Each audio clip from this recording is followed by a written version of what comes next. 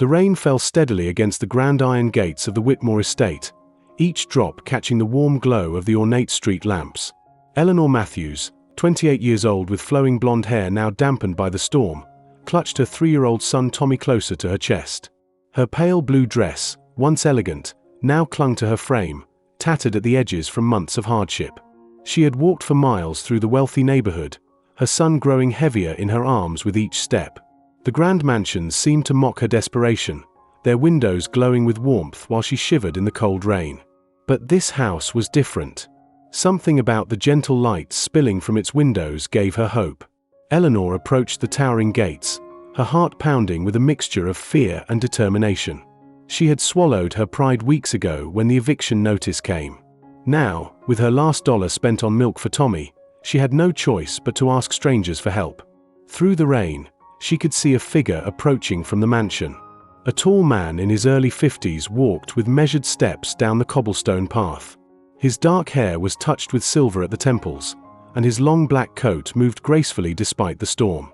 This was Michael Whitmore, though Eleanor did not know his name yet. As he drew closer to the gate, Michael's steps began to slow. Something about the young woman holding the child struck him with unexpected force. Her face, even streaked with rain and exhaustion, held a familiar quality that made his breath catch in his throat. "Please, sir," Eleanor called out, her voice barely audible above the rainfall. "I do not mean to disturb you. I was wondering if perhaps you might need someone to clean your home. I would work for just a meal for my son and myself." Michael stood frozen, his hand halfway to the gate latch. The streetlight illuminated Eleanor's features, and suddenly he was 25 years younger, standing in a different place, looking at a different woman who had worn that same expression of desperate hope. Sarah. His beloved Sarah, who had died giving birth to their daughter 23 years ago. The daughter he had given up for adoption because he could not bear to look at her and see Sarah's face every day. The daughter whose adoption records he had sealed, telling himself it was better for everyone. "Sir." Eleanor's voice brought him back to the present. "I am sorry to bother you. I can see you are a respectable man, and I do not wish to impose." Michael's hands trembled as he unlocked the gate. Not from the cold, but from the impossible similarity between this young woman and the love he had lost so long ago. Her eyes, the shape of her face, even the way she held herself despite her circumstances. It was as if Sarah had returned to him in this moment of desperate need. "Come inside," he said, his voice thick with emotion he could not explain. "Both of you. You are soaked through." Eleanor hesitated. In her experience, wealthy men who invited desperate women into their homes usually wanted something in return that she was not willing to give. But the genuine concern in his eyes, and Tommy's small cough against her shoulder, made the decision for her. "Thank you," she whispered, stepping through the gate. "I promise I am a hard worker. I managed the housekeeping at the Riverside Inn for 3 years before they closed down." As they walked toward the mansion, Michael found himself studying Eleanor's profile. The resemblance to Sarah was so strong it made his chest ache. But there was something else, something that went beyond mere physical similarity. The way she protected her son, the dignity she maintained even in her desperation, these were Sarah's qualities too. "What is your name?" he asked as they reached the grand entrance. "Eleanor Matthews. And this is my son, Tommy." She shifted the sleepy child in her arms. "He just turned 3 last month." Michael's world tilted slightly. Eleanor Matthews. He had never allowed himself to learn his daughter's adoptive name, but something about hearing this name spoken aloud sent a chill through him that had nothing to do with the rain. Inside the mansion, the warmth enveloped them like an embrace.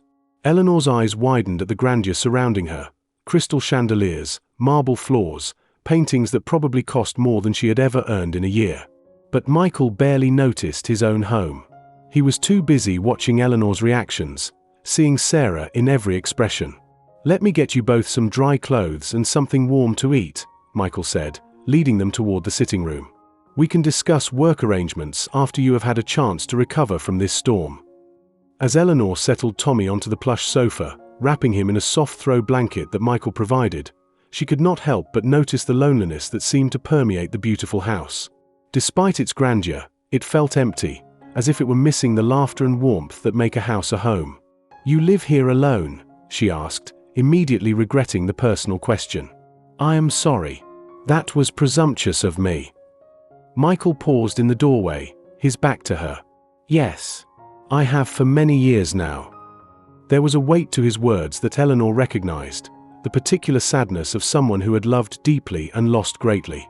She knew that sadness intimately. Tommy's father had abandoned them when she was 6 months pregnant, leaving her to face the world alone. When Michael returned with warm clothes and hot soup, he found Eleanor humming softly to Tommy, who had fallen asleep in her lap. The scene was so achingly familiar that he had to steady himself against the doorframe. How many times had he imagined Sarah doing the same thing with their child? "He is beautiful," Michael said softly, settling into the chair across from them. Eleanor smiled, the first genuine smile he had seen from her. "He is my whole world. Everything I do is for him." They talked quietly as Eleanor ate, careful not to wake the sleeping boy. She told him about losing her job when the inn closed, about the struggle to find work that would allow her to keep Tommy with her. Michael found himself sharing more than he had intended, about the loneliness of the big house, about building a successful business but losing sight of what truly mattered. As the evening wore on, Michael made a decision that surprised even him. "Eleanor, I would like to offer you a position. Not just cleaning, but managing the household. The position would include quarters for you and Tommy, and a salary that would allow you to save for your future." Eleanor's eyes filled with tears. "I do not understand. You do not even know me. Why would you trust me with so much?" Michael looked at her for a long moment, seeing Sarah's kindness in her questioning eyes, her gentle spirit in the way she held her son. Sometimes we recognize goodness when we see it. And sometimes, when we have been given much, we are called to share it with those who need it most. What Michael could not say, what he was only beginning to understand himself, was that Eleanor's arrival felt like more than coincidence. In his heart, a hope was growing, one he had buried 23 years ago when he signed those adoption papers. As Eleanor accepted his offer with gratitude and tears, neither of them realized they were about to discover that sometimes the family we have been searching for finds us in the most unexpected ways.